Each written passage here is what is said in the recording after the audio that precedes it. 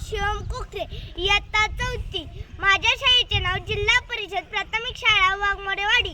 मी अनेक पुस्तके वाचली, त्यातील मला आवडलेले पुस्तक पिकलेला आंबा।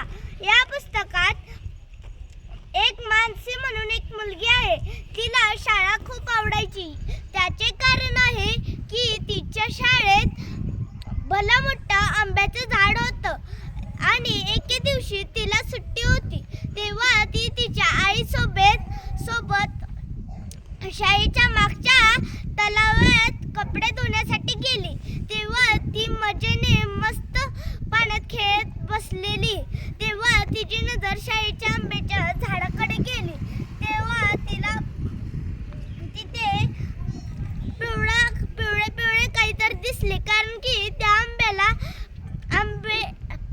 पिकलेले आंबे येत नव्हते।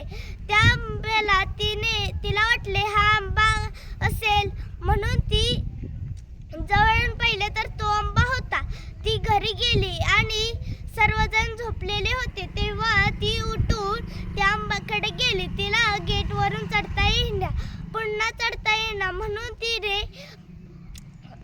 शाळेच्या कुंपणाला वेढा घातला। तेव्हा तिला एक भगदाड भोक दिसले, त्यातून ती झाडाकडे गेली। तेव्हा तिने आंबा घेतला आणि खाली उतरून मस्त मजेने तो आंबा खाल्ला आणि परत घरी जाऊन झोपेला गेली।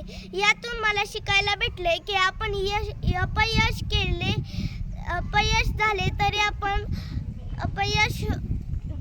अपयश ही करू नये, आपण पुन्हा प्रयत्न करावा।